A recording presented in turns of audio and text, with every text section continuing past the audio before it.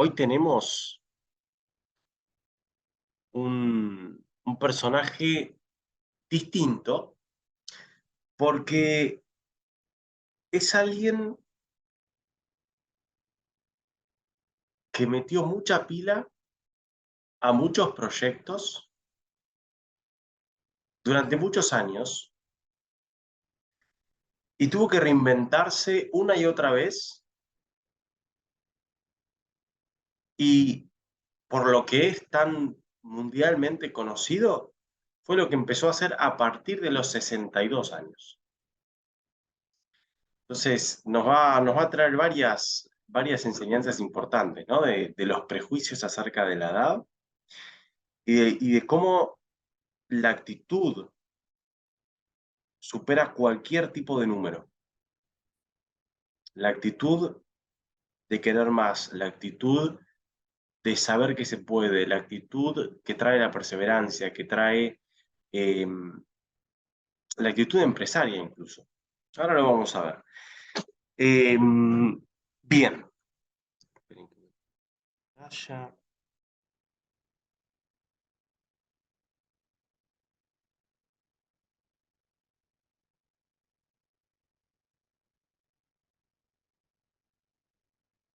Bueno, quizás alguno lo conoce. Nuestro querido personaje de hoy es el Coronel Sanders, eh, que fue el creador de Kentucky Fried Chicken, KFC.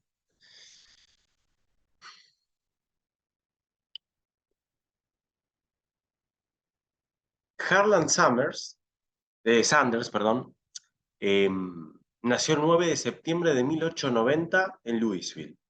Nació en una familia pobre de granjeros, trabajaban en una granja. Él era el mayor de los tres hermanos y a los 5 años su padre muere. Eso hace que su madre tenga que trabajar mucho más y él desde una corta edad empieza a asumir otras responsabilidades en la casa, especialmente cuidando de los hermanos. De hecho, ya desde los 6, 7 años le cocinaba a los hermanos. Eh, Va a tener una vida muy particular, de muchas cosas diversas en diversos años. A los 12 deja la escuela para ayudar en la granja familiar. Eh, a todo esto la madre se volvió a casar y él se llevaba muy mal con el padrastro. Entonces, luego de discusiones, de peleas con el padrastro que lo trataba mal, decide huir de su casa a los 13 años, yendo a lo de sus tíos en New Albany. Si hay algo que trae este personaje, es que siempre hizo lo que se le cantó, para bien o para mal, pero tenía muy en claro qué quería y hacia dónde iba. Y no tenía miedo de transgredir algo para lograrlo, especialmente los límites sociales. Eh, Repito, a los 13 años se agarró las cosas, las pocas pertenencias que tenía, las puso en una caja y se fue de su casa. Eh, Trabajó como pintor de carruajes, luego fue conductor de tranvías en New Albany, y a los 15 años se alistó en el ejército. Obviamente era menor. ¿Cómo hizo? Falsificó su partida de nacimiento. Obviamente en ese momento lo veía como una posibilidad de crecer, de mejorar su condición, tanto económica como social. Dijo, el ejército puede ser una buena forma de hacerlo, y se alistó. Estuvo unos meses en Cuba y cuando volvió decidió no proseguir con la carrera militar. Entonces cuando la gente dice, che, pero le dicen Coronel Sanders, sí, pero no es que fue coronel en el ejército. Otra característica es que viajó mucho, o sea, vivió en distintas ciudades, iba cambiando a medida que el trabajo lo llamaba también. Se trasladó a Sheffield, Alabama, donde tuvo varios empleos. Y escuchen esto, fue vendedor de seguros. Fundó su propia empresa de transbordadores, tipo ferry, que hacía el recorrido ahí en el río Ohio. Luego tomó un empleo como secretario de la Cámara de Comercio y ahí conoció a un inventor que había ido a patentar algo, que justamente había descubierto cómo operar lámparas de gas con un gas derivado del carburo. Le gustó la idea, le compró la patente a este tipo y puso su negocio. Y fue un fracaso rotundo. ¿Por qué? Porque justo llegó las redes eléctricas, y todo lo que había invertido, todo lo que había ganado con la empresa de transbordadores de vapor, todo se fue. Ese fue uno de sus grandes, o sea, no, uno de sus grandes no, tuvo varios, pero de sus primeros fracasos, si se quiere, o quiebras económicas por decisiones empresariales. En 1908, o sea, a los 18 años, porque piensen que estamos en otra época, ¿no? Se casó con Josephine King y tuvieron 3 hijos. Margaret cuando él tenía 20, Harlan Jr. cuando tenía 22 y Mildred cuando tenía 29. Hasta acá vamos eh, empezando a adentrarnos en los vaivienes de su vida.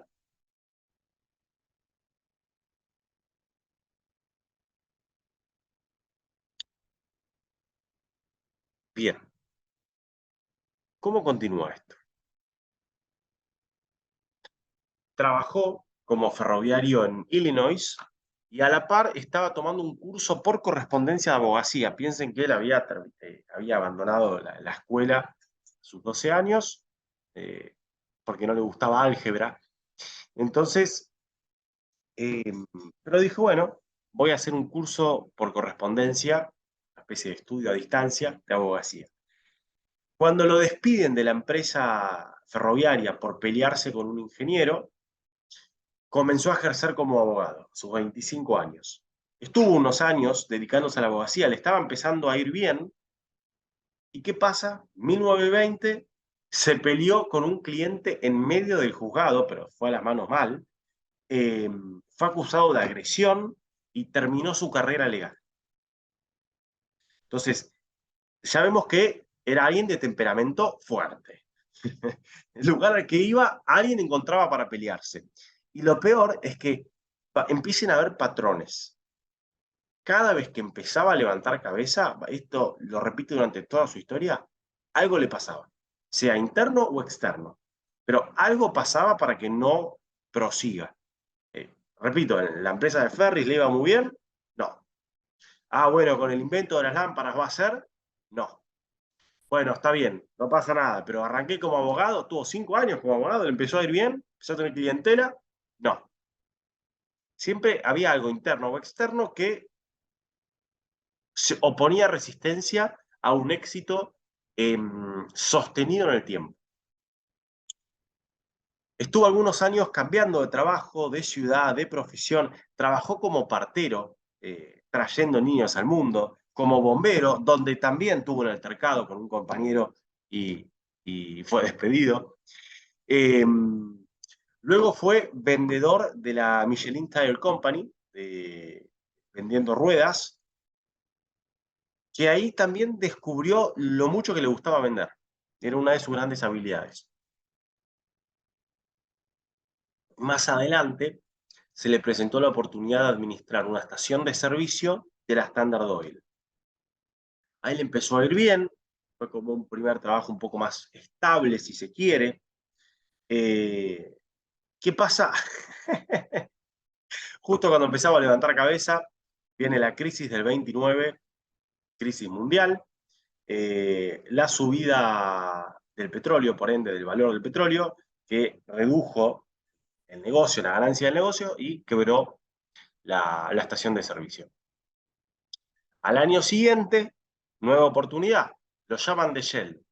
Le dicen, mira, sabemos que vendés bien, sabemos que tenés experiencia en estaciones de servicio, vamos a poner esta estación de servicio justo en esta ruta interestatal, queremos que la manejes vos. Te vamos a dar una vivienda al lado para que no tengas que pagar alquiler, y no hay sueldo, pero hay un porcentaje de las ganancias, así que como sabemos que vos vendés, no va a haber problema. Una oportunidad única. Entonces, a sus 40 años, fíjense, ya tenía 40 años, había probado 20 cosas distintas, ciudades distintas, proyectos distintos, ninguno le había ido demasiado bien. A sus 40 años vuelve a empezar con este proyecto. Y acá empieza a surgir algo muy lindo. Él tenía la estación de servicio justo en la ruta interestatal, entonces la mayor clientela eran camioneros. Los camioneros venían de a veces días de viajar, venían cansados, y antiguamente la estación de servicio era únicamente estación de servicio. ¿Qué se le ocurre a él, como para tener un ingreso extra? Dice, ¿qué pasa si le ofrecemos comida a esta gente? Porque él se daba cuenta que los camioneros que venían le preguntaban, che, ¿y dónde puedo comer por acá? ¿Dónde hay un diners, viste, 24 horas abierto que puedo ir a comer algo? Entonces él dice, pará, acá hay un mercado que me está pidiendo algo, vamos a escucharlo. Ahora, claro, no tenía nada en ese momento para poder brindarles, digamos, un servicio gastronómico. ¿Qué hace? Los invita a comer a su casa. Él tenía la casa al lado, entonces con la mujer cocinaban, los sientan en el comedor y comían la comida casera que había en el día. Que para los camioneros que venían manejando durante horas, a veces días, sentarse a comer un plato de comida caliente y casera y no comer mierda, era fantástico. Entonces, eh, eso empieza a pegar y le empieza a ir muy bien. Y empieza a tener cada vez más clientes que iban y paraban especialmente, no tanto porque eran lastas, sino porque sabían que ahí podían comer un plato caliente, un plato rico. Eh, ¿cómo, cómo vemos acá el valor que trae de abrazar los cambios? Tuvo más de 20 empleos. Se fundió varias veces. Una persona que muchas de esas veces fueron por autoboicot y algunas otras tenían que ver más con cosas del mercado. Eh, pero en todo momento siguió como si fuese la primera vez, con ese mismo empuje, con esas mismas ganas, con esa misma capacidad de reinventarse y no aferrarse. Y esta es otra, no aferrarse a lo que podría haber sido, no aferrarse a lo que fue, no, pero yo no me dedico a esto, pero yo no me dedico al revés. Cualquier posibilidad tenía de ser fácil, y eso es una gran virtud, ¿no? El no aferrarse a las cosas. Muchas veces vemos en emprendedores que están comenzando con su negocio, dicen, no, pero yo soy un profesional, yo no voy a vender. Yo estudié muchos años para esto, ¿cómo voy a ir a...? Yo no soy un vendedor. Como si fuese mala palabra ser vendedor. Y es uno de los mayores atributos de la vida, el poder vender, el poder servir, el poder brindarle al otro un bien, un servicio, algo que le cambie la vida. Entonces, el poder no aferrarse a las cosas, no aferrarse a los títulos, y realmente un poco lo que dijimos la semana pasada, ¿no? Vivir desde esa ley del desapego, eh, de que no importa para qué me preparé o para qué no. ¿Qué puedo hacer hoy? Lo que se llamaría hoy un buscavidas. Ahora vamos a ver, sí, quizá le faltaba la constancia para los proyectos a mediano y largo plazo, ¿no? Eh, bien, hasta acá cómo venimos, ¿qué le va sonando? Quiero escucharlos un poquito.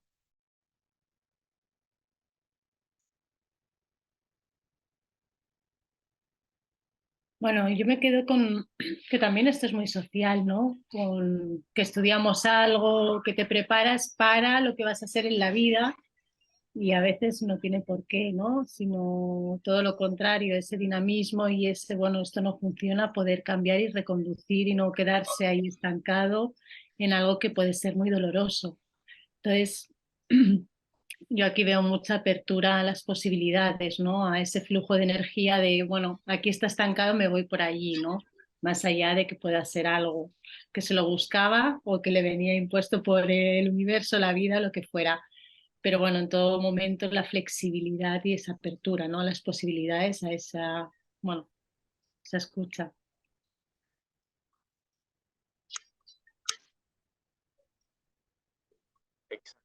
Exacto, exacto. Y como decía Ingrid, a ver, se podía haber quedado llorando en los rincones, porque murió mi papá, porque no tenemos, porque nos falta. Él salía y salía a accionar, y salía a cambiar, y salía con la convicción de que lo iba a hacer, le iba a ir bien. Por más que no siempre era así, él seguía con la misma convicción. Eh, piensen que ya a sus 20 años había hecho 500 cosas distintas. Entonces también Uno a veces se encierra en soy muy chico o soy muy grande para, todavía me falta, siempre viste esta idea de que me falta algo. Me falta experiencia, me falta conocimiento, me falta práctica, me falta información, me faltan contactos, me faltan recursos, me falta dinero para, me falta inversión, me falta... Y ahora que no te falta nada, lo que te falta es dejar de poner excusas y empezar a accionar. Y después lo otro lo vas adquiriendo en el camino.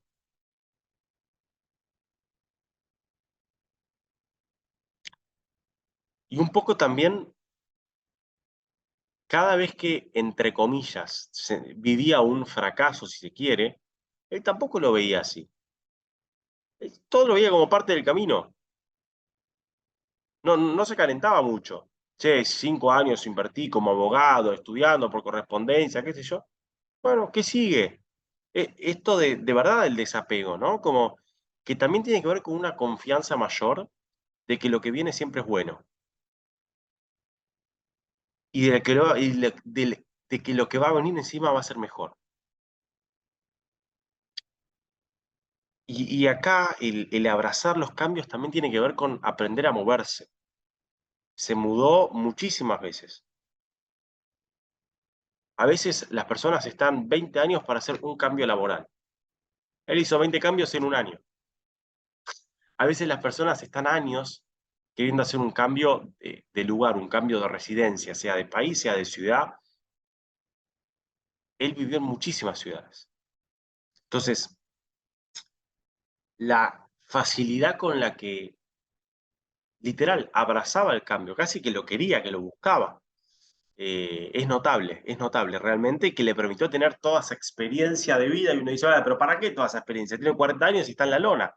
No, porque uno nunca sabe para qué lo están preparando y cuándo va a llegar.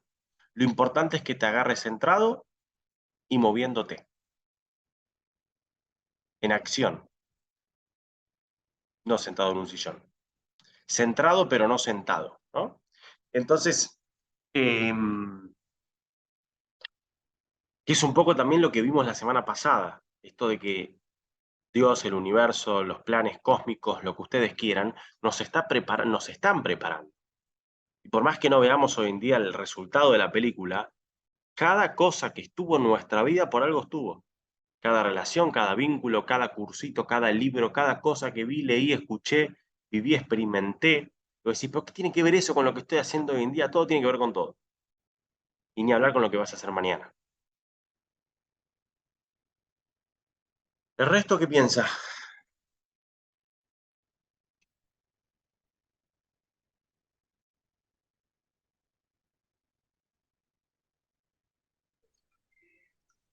Bueno, en complemento a lo que decía Ingrid, quizás eso también es la resiliencia que tenía él para cada, si bien para mí que lo hacía, obviamente lo hacía inconscientemente, pero era como una búsqueda implacable, digamos, de situaciones o experiencia o no sé, que le dé integridad como persona o que integre la vida personal, profesional, social, como que iba por esa búsqueda implacable, digamos, inconscientemente, por lo que se ve. Sí, sí, realmente es una búsqueda implacable. O sea, seguía. Bien, ¿cómo continúa esta búsqueda? Más imprevistos. Justo cuando le empieza a ir bien en la estación de servicio, que empieza a tener más clientes, que empieza a venir gente a comer, que a todo esto todavía ni había aparecido el pollo frito en su vida, ¿eh? Les daba la comida que preparaban en el día a día. En 1931, Matt Stewart, un hombre, abre una estación de servicio muy cerca de la de él, especialmente para competir, ¿sí? Para competir con la de Sanders. El problema fue que este Matt empezó a incurrir en prácticas para robarle clientes, prácticas poco éticas, principalmente lo que era vandalizar sus carteles. O sea, él estaba en la ruta, entonces, viste, cuando vos dices estación de servicio a X cantidad de kilómetros, bueno, él ponía carteles, obviamente, para que la gente frene en su estación de servicio. este Matt iba y le arruinaba los carteles. Cuando él se entera, estamos hablando de un hombre de mucho carácter, mucho temperamento y un fusible muy cortito. Si hay algo que le han dicho es que, incluso después testimonios de los hijos, que era un tipo con carácter, dice que no era un tipo fácil, no era un tipo easygoing, como se dice así, adaptable. No, no, no, no, no. Cuando se plantaba, se plantaba. Le advirtió un par de veces a este hombre, deja de joder, deja de joder, deja de joder. Se entera de que sigue vandalizando los carteles, se sube al auto con 2 de sus empleados de la Shell y lo va a encarar. Lo agarra infraganti a este Matt, lo agarra, que también estaba con un par de empleados de él, vandalizando los carteles. Sanders le dice, cortá acá porque te disparo. Porque piensen que estamos hablando. Estados Unidos, Kansas City, en 1930. O sea, todos iban armados hasta los dientes. Que sí, que no, que sí, que no. La cosa empieza a escalar. ¿Cómo termina esto? Matt termina disparándole y matando a el encargado de la Shell, el primer empleado de Sanders. Y Sanders disparándole a este hombre Matt, no lo mató, pero sí lo hirió en defensa propia, si se quiere. A este hombre Matt lo condenaron a 18 años de prisión, porque es el que había comenzado el pleito, que es el que había estado ahí con el boicot de los carteles, y es el que había matado a alguien. Y Sanders sale libre, lo dejan en libertad, y donde pudo continuar con su negocio, ahora sí sin competencia.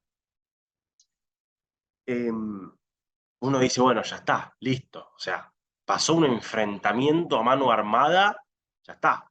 Ahora sí es el momento donde es la curva, digamos, la recta hacia el éxito exponencial. No, no tanto. Le empieza a ir muy bien en el negocio, ¿sí? En los años 30 le empieza a ir muy bien, empieza a tener cada vez más gente, más clientela. ¿Qué pasa en el 32?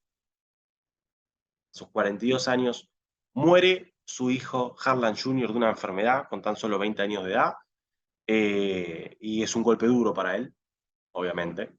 Es como que el tipo no tenía respiro. Cada vez que le pasaba algo bueno en la vida iba seguido de algo que le truncaba esa sensación permanente o duradera de éxito, paz o lo que sea. En 1935, el gobernador de Kentucky lo nombró, y acá viene, coronel de Kentucky, pero no por sus actividades militares, todo lo contrario, sino debido a su aporte a la comida local. Digamos, fue un nombramiento honorífico, si se quiere. Y eso aumentó más su popularidad. Y lo mismo cuando vino un crítico muy conocido, Duncan Hines, que visitó su lugar, probó la comida, quedó fascinado y lo puso en la lista de las guías de 20 restaurantes para ir. Bueno, él estuvo ahí en la guía, entonces también, piensa, en ese momento no había Google, no había Internet, ¿dónde podía comer? Miró la guía. Entonces eso también hizo que aumente muchísimo su popularidad y su clientela. Entonces vemos que las cosas realmente empiezan a ir mucho mejor, tan bien que finalmente pone un restaurante, porque todo esto no tenía mucho espacio. Pone un restaurante, abre su primer restaurante justo enfrente de la estación de servicio, para que la gente que frenaba también se pueda sentar a comer, y ahora sí, con un menú. Antes era lo que había en casa. Ahora hay un menú, ya tiene otra infraestructura, y empieza a ofrecer su pollo frito, que era una receta que él había creado, le salía muy rica, pero tenía un problema, su pollo, que era que tardaba 30 minutos en freírse de manera correcta, ¿sí? Para que quede con la textura justa. Por suerte, ese año descubrió la olla a presión. Le habían invitado a una ferretería a ver cómo funcionaba una olla a presión. El tipo fue de casualidad que era como un nuevo invento, como hacerlo a vapor, y dijo, pará, si esto funciona con agua, ¿qué pasa si lo hacemos con aceite? ¿Servirá de freidora? Y lo readaptó, tuvo un tiempo readaptándolo, y al año patentó, en 1940, patentó su gran pollo frito con 11 hierbas, que es su receta secreta, y 8 minutos de cocción. Pasó de 30 a 8 minutos de cocción. Y ahí fue un éxito tremendo. Les estaba yendo tan bien que incluso construyeron un hotel, el primer hotel de Kentucky, también justo al lado, para aquellos que querían pasar la noche. Entonces ahora sí tenían el servicio completo. Cualquiera que pasaba por ahí podía comer un rico pollo, que era para chuparse los dedos, y quedarse a dormir y al día siguiente retomar su camino. Y en eso tenía él no solo la perseverancia, sino la viveza empresarial. Estaba muy atento a cuál es el próximo paso y lo invertía todo, no le importaba. Me va bien con el restaurante, todo lo que hay en el restaurante va para el hotel, me va bien en el hotel, bueno, todo lo que va para el otro. Entonces iba creciendo, creciendo, creciendo, y como venimos viendo, cuando las cosas le empiezan a ir bien, aparece un nuevo pero. ¿Cuál fue en este caso? Primero se divorcia en 1947 y al año se casa con su segunda esposa, que era una empleada de su local, Claudia Price, que va a ser la esposa que lo acompaña hasta su muerte. Dice, bueno, nos está yendo también, vamos a abrir un segundo restaurante. Fantástico. Convence a un amigo para abrir un segundo restaurante en Carolina del Norte. Cuando están por inaugurarlo, ya lo habían puesto, todo divino, habían invertido, se incendia.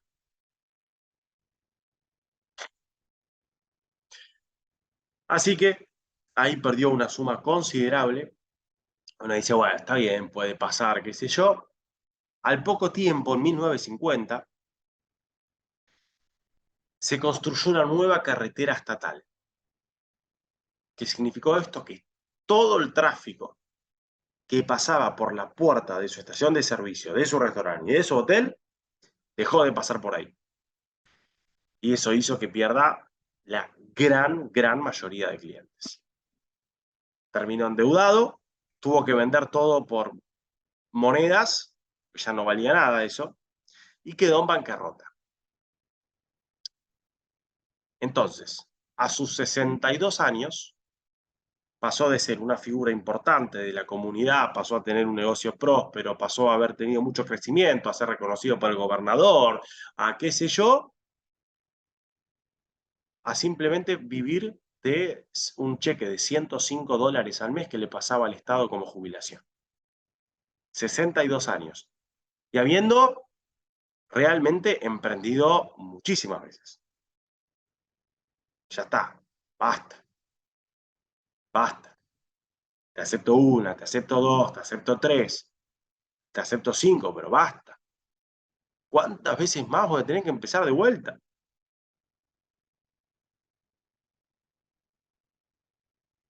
¿Qué hace la mayoría de la gente ahí, no? Ya probé de todo.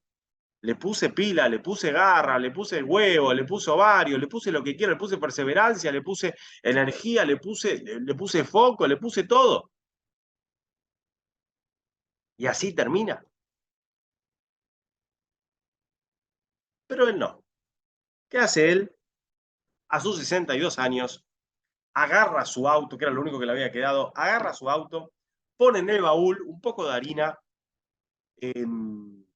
algunos ingredientes, algunas hierbas, y empieza a recorrer restaurante por restaurante para hacerles una demostración de su gran pollo frito.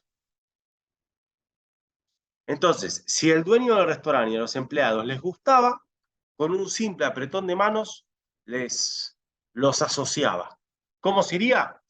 Yo les doy la receta, o sea, les enseño cómo hacer el pollo, les envío ya directamente las hierbas mezcladas para que se la puedan agregar al pollo, les enseño cómo se hace todo, el modo de preparación, cuánto tiempo lleva para que salga crocante, que pum, que pam. A cambio, por cada pieza de pollo que venden, yo gano 4 centavos. El inicio de una franquicia, si se quiere. Todo de palabra. Un tipo de 62 años, con calor, en el auto, yendo con el baúl. ¿Cuántos restaurantes tuvo que recorrer hasta que uno le dio bola? Hasta que le dijeron que sí. 10, 50, 100. ¿Cuántos recorrerían ustedes? 200 restaurantes. Todo esto tipo fundido, ¿eh? O sea, pedía cuando iba, comía lo que le daban. Por más que le decían que no, decía, bueno, me das un plato de comida, algo para poder seguir. O sea, estamos hablando de que recorrió kilómetros y kilómetros y kilómetros. No es que había un restaurante al lado del otro. Durante meses. 300 restaurantes. 500. 1000. ¿Cuándo decís basta? ¿Cuándo decís es suficiente? ¿Cuándo decís no es por acá? Bueno, él nunca lo dijo. Y en el restaurante 1009 restaurantes, hasta que le dijeron que sí.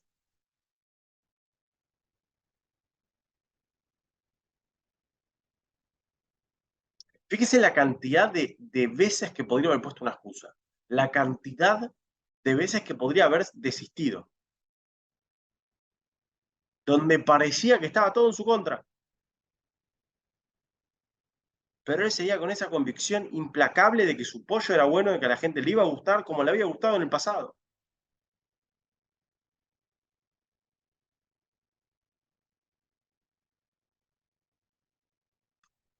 Y así nació el imperio. Un tipo fundido, quebrado, de 62 años, sin saber qué hacer con su vida ni dónde caerse muerto. Un tipo que recorrió kilómetros y kilómetros, ciudades y ciudades. Entró a más de 1000 restaurantes, 1000 negocios, a decirle, por favor, vende este pollo, probalo. No, no, no, no, no, no, no, no. ¿Cuántos no se bancó? Hasta que vino un sí. Esto es perseverancia. No es mandar 3 mensajes y ponerme mal que no me contestan, ¿eh?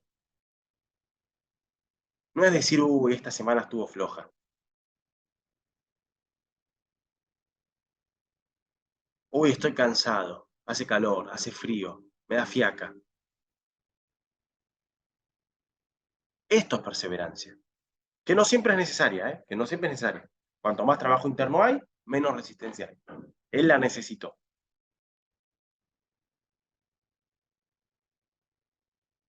¿Qué piensan?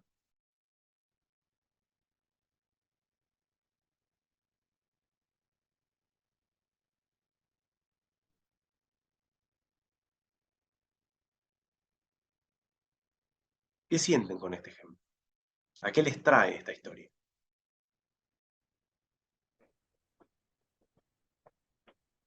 Pienso que él siguió creyendo en eso que él creía y le permitió poder crear escenarios diferentes hasta poder dar con el que realmente le ayudó.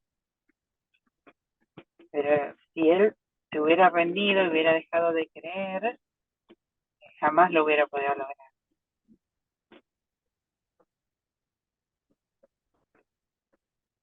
La Lo convicción que de... creemos, creamos. Miren, lo que creemos, creamos. No sé si llega a ver, es la bombilla de mi mate que me regaló mi novio. Lo que creemos. Pero fuera de No, joda, de es un recordatorio diario. Cada vez que tomo un sí, mate lo veo. Imagínense, o te queda grabado o te queda grabado. No, el poder de la repetición. Eh, ¿Vos qué opinás, Moni? Yo creo que ha salido de, no, nunca quiso estar en una zona de confort. Nunca se conformó con estar donde estaba y lamentándose, sino es como que tenía una fuerza interior para decir, no, esto va por otro lado. Eh, y yo creo que todas las situaciones lo apalancaron para dar un salto más, no para quedarse encerrado y llorando. O sea, creo que no era una persona para quedarse apalancado en el lugar y llorando, digamos, bueno, me fue mal, listo, ahora vivo de la jubilación y lamentándome, no era lo que él quería para su vida, él quería algo más. Y siempre yo creo que ese motor en la búsqueda del algo más es lo que él lo hacía salir, y no importaba la edad. O sea, rompió con los estereotipos, ¿no? En ese sentido. De tener una edad, te tenés que hacer esto, bueno, ya estás jubilado, ahora vivís de ahí, bueno, te fue mal, bueno, hiciste algo, pero te fue mal. Yo creo que es eso, ¿no? El no quedarse con lo que le pasó, sino, bueno, eso le daba como más fuerza para buscar algo más, no conformarse con la vida que tenía, ¿no? De sentarse a mirar, a pasar el auto o a leer el diario en la vereda. Ujú. Y ese no conformarse, Moni, qué bueno que lo decís.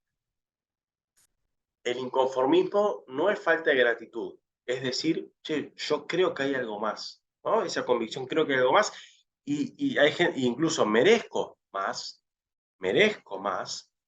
y me muevo por ese más. ¿Pero cuánta gente dice, sí, no, yo merezco mucho más, esto no debería ser todo en mi vida, es injusto, pero se queda en el victimismo? Porque a mí lo que me pasó fue que me quisieron disparar y tuve un competidor muy cruel y encima se me incendió un local y encima me cambiaron la carretera del lugar y encima se me fundieron 3 negocios y encima esto y encima lo otro. Excusas tenía de sobra. Y me separé y se me murió un hijo y qué sé yo y que pum, que pa. Excusas tenía de sobra. Pero él en vez de enfocarse en las excusas, se enfocaba en lo que podía hacer hoy.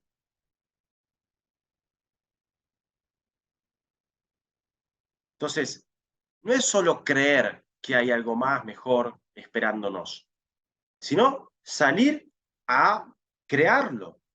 Sí, desde esa convicción, porque si acciono sin convicción no sirve, pero si tengo convicción y no acciono tampoco sirve. Entonces es un equilibrio perfecto.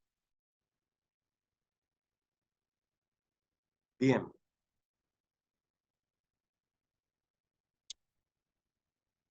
¿Qué hizo? Como buen vendedor, mejoró su imagen y la del negocio. Ahí nombró a su negocio Kentucky Fried Chicken, el pollo frito de Kentucky, que es donde había surgido, y se empezó a vestir como lo haría un verdadero coronel. Dice, ¿cómo se vestiría un coronel? Primero empezó con un traje negro, corbata negra, y él ya a esa altura tenía el pelo blanco, y se tiñó el bigote para que también quede bien blanco y pegue con el sombrero. Después cambió y cambió el traje negro por un traje blanco. Entonces iba de blanco impoluto, corbata negra, eh, y empezó a hacer la cara visible de su negocio. Él aprovechó, miren la diferencia, y esto él lo dice, en vez de enfocarme en todo lo que había perdido, porque fue muy duro cuando le cambian la estación o sea, la ruta, porque todo su gran negocio, que tuvo 10 años construyendo, la estación de servicio, el restaurante, el hotel, todo, cuando decimos, bueno, ya está, lo logré, no, se desmoronó de un día para el otro. ¿Y qué es lo único que le quedaba? Que era medianamente, no sé si famoso, pero conocido. La gente lo conocía. Y era alguien popular, si se quiere. Entonces dijo, usé lo único que tenía, mi cara, mi nombre. Y ahí fue como él empieza a formar y fundar su marca personal.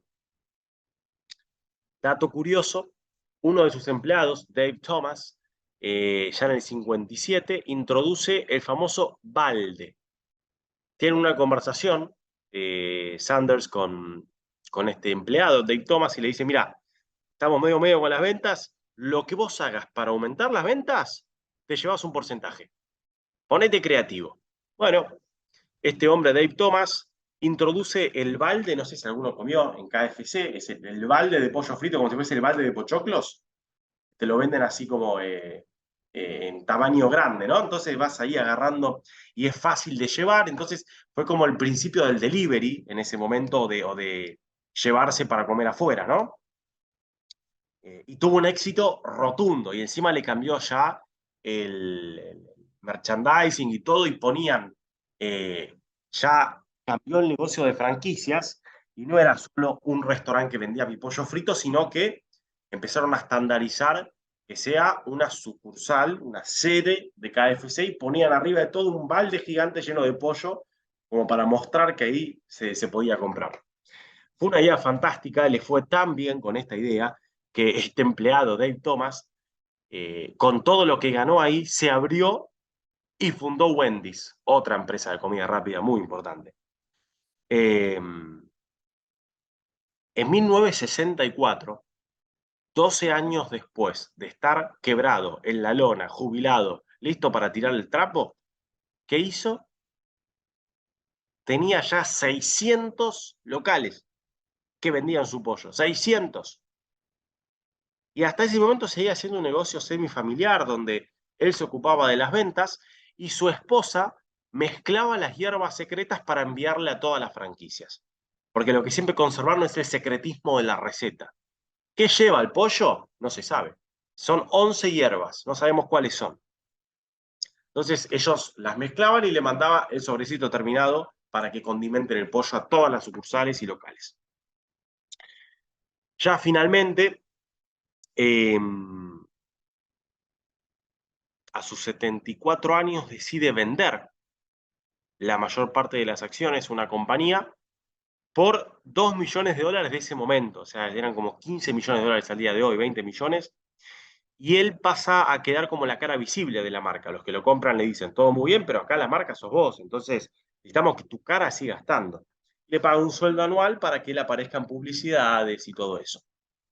Estamos hablando de un tipo de 74 años, ¿eh? Eso fue en el 64, que vende la marca a un grupo inversor. 6 años después, en 1970, pasaron de 600 a 2.700 franquicias. Ya estandarizadas de KFC, ya no era un local que vendía pollo, era KFC. 2.700 franquicias, una locura. Ahí ya dejó de ser parte del directorio, y ya empezó a tener cada vez menos protagonismo y simplemente participar de alguna campaña publicitaria. Estamos hablando, ya tenía 80 años. Tenían franquicias en todo el mundo, abrieron en todo el mundo, en todos los continentes. Y él se puso un restaurante. Escuchen esto, 80 años, tenés toda la guita del mundo, tenés lo que quieras, ya fundaste un imperio, tus hijos están tranquilos, puedes hacer lo que se te cante. ¿Qué hace? Pone con su mujer un restaurante local, chiquito, para vender sus comidas. Porque decía que ya no le gustaba tanto como se estaba dirigiendo la empresa, que se había hecho muy grande, que había perdido esa atención con el cliente, esa calidad. De hecho, ya vemos que era un tipo suave. Fue a probar a un local de Massachusetts, si no me equivoco, y justo estaba de viaje, a un KFC, se sienta a comer y cuando prueba eso lo escupe. Dice, ¿qué es esto que me están dando? Esto no es salsa, esto parece papel, es un desastre, no sé qué. Lo dice en público y lo expresa en público con enojo, y lo quieren demandar. A todo esto ya la empresa había cambiado 2 veces más de dueño, ya la tenía una gran multinacional, y lo quieren demandar por injurias, por difamación. Obviamente él no se queda callado y los quiere demandar a ellos, así que en el 73 hay como una demandita ahí, pero no termina en nada. Bueno, como decía, en el 71 este grupo inversor, que la hizo crecer bastante, la vendió por 700 millones, o sea, la habían comprado por 2 millones y 7 años después la vendieron por 700 millones. Una locura. A Hub Lane, que era otra empresa. En el 74 él publica su autobiografía, donde cuenta todo su camino, toda su historia. En el 76, y esto a mí me flasheó, como él estaba, su cara estaba en todos lados, era como la mascota, el ícono, la marca en sí, era su cara. Si vos vas a cualquier local, hay una imagen de él, hay una estatua de él. Vos comprás el cubo, el balde de comida, y está su cara ahí también en el balde, está en todos lados. Eh, una encuesta reveló que era el segundo personaje más conocido del mundo en el 76. Piensen que tenía franquicias en todas partes del mundo. Y de hecho, en 1980, cuando él fallece con 90 años, miren qué polenta este hombre, hasta los 90 seguía recontractivo, dando charlas, viajando por el mundo, recorriendo los distintos locales, tipo seguía recontractivo. Fallece de leucemia y se estimaba que KFC tenía más de 6.000 sucursales en 48 países. Y hoy en día es la segunda cadena de comida rápida después de McDonald's, con 22.000 locales en 150 países.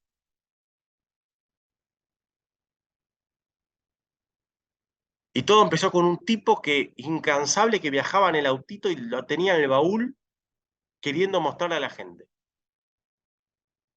Y aceptó más de 1.000 no para poder llegar a ese sí.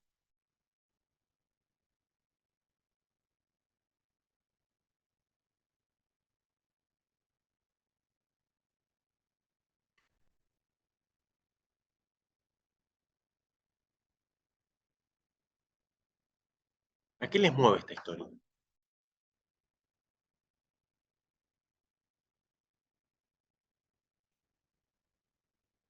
¿Qué les llama la atención? ¿Qué les flashea de esto?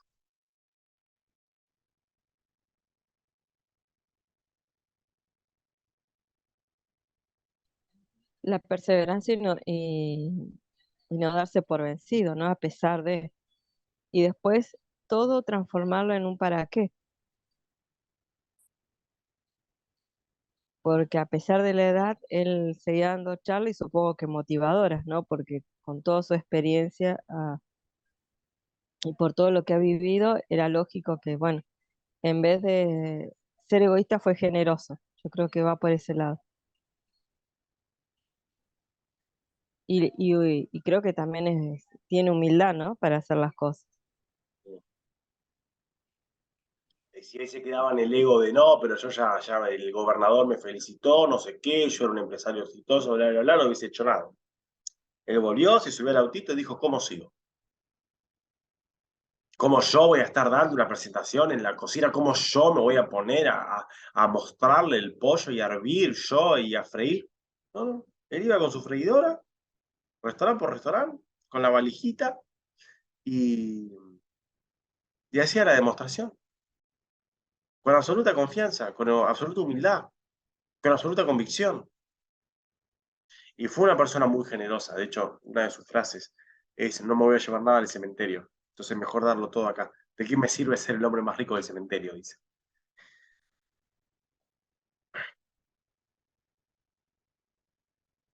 Al resto, ¿qué le resuena?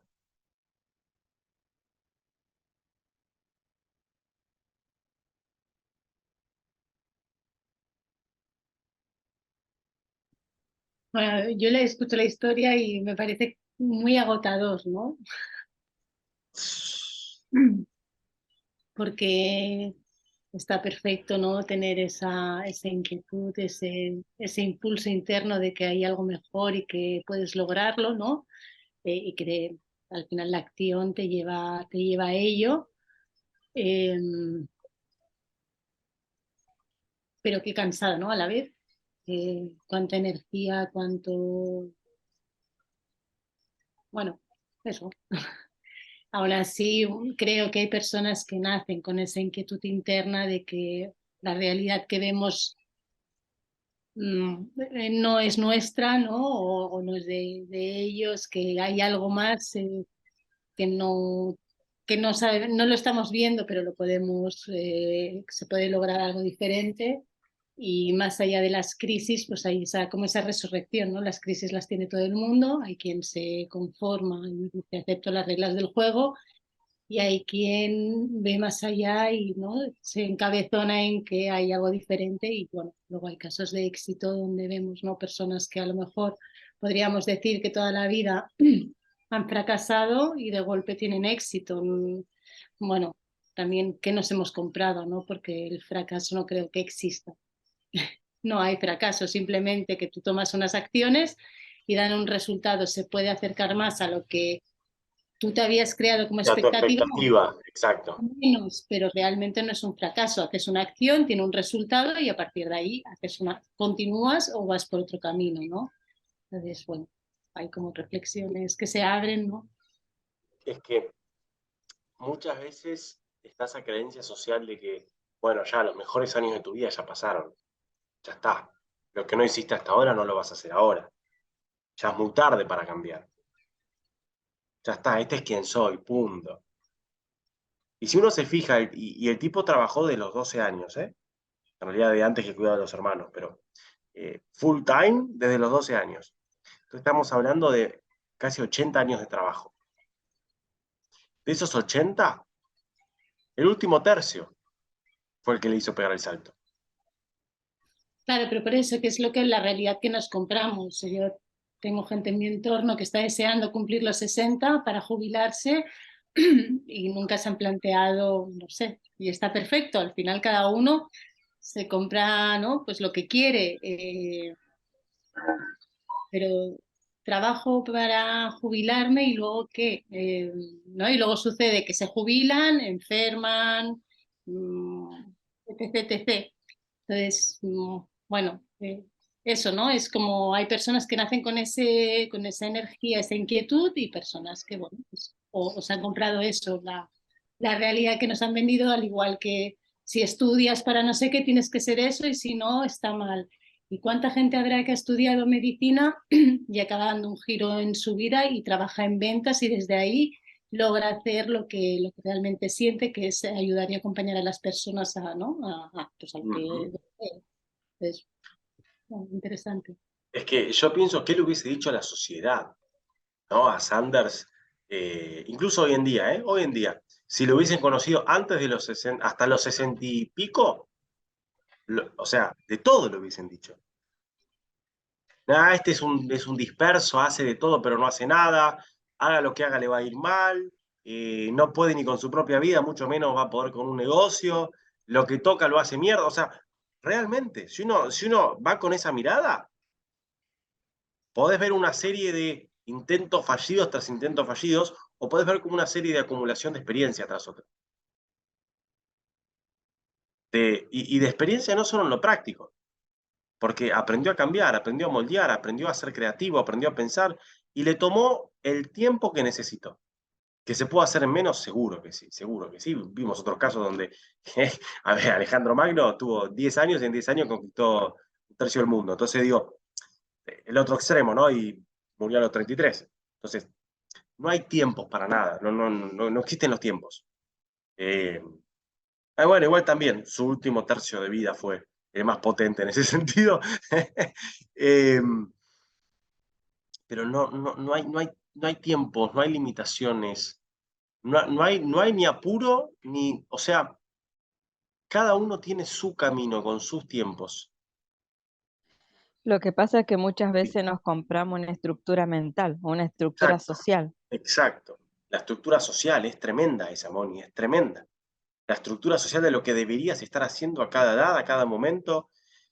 Y, ¿quién dice? Yo me acuerdo cuando lancé mi primer libro, tenía 24 años. ¿Quién sos vos para escribir un libro? ¿Por qué no? No hay, el único limitante está dentro nuestro, si lo dejamos entrar. No hay edades para nada, ni sos muy grande, ni sos muy chico, ni sos muy lindo, ni sos muy feo, ni sos muy alto, ni sos muy bajo, ni sos muy gordo, ni sos muy flaco, sos perfecto, sos perfecta. Ahora sí va a requerir perseverancia, paciencia, templanza, carácter, un poco de todo. Él tenía la suficiente testarudez como para no darse por vencido. Eh, pero pensemos esto, ojo con esa idea de no, bueno, ya estoy en la última etapa, ya estoy en la recta final, ya pasé ese momento de emprender, ya es tarde. No existe eso. No existe. En el instante en que dejamos de tener proyectos, empezamos a morir. Esto es uno de los secretos de Shimon Peres, un gran estadista, premio Nobel de la Paz, fue primer ministro de Israel, presidente, digamos, un personaje tremendo. ¿No? Abogó mucho por la paz mundial, un gran estadista. Y también hasta los 90 años estuvo recontraactivo, recontraactivo. Esa frase es matadora. Ya ponerla en el grupo. Sí, la Ponela verdad vos, que Moni, fue, ponela vos. Escribí la voz en el grupo. En el instante ¿cómo era? que dejamos de tener Eh, proyectos, empezamos a morir. Cuando ahí el está. pasado se hace más atractivo que el futuro, ya me estoy condenando a muerte. Estoy muriendo en vida. Y es duro decirlo así, ¿eh? Pero ¿cuánta gente, como decía Ingrid, cumple los 60, listo, ya está, me jubilé, los mejores años ya pasaron. La época dorada ya fue. No, lo mejor siempre está por venir. Y depende de mí crearlo. Eso es lo lindo. Eso es lo maravilloso. Tengo la posibilidad de crearlo cada día.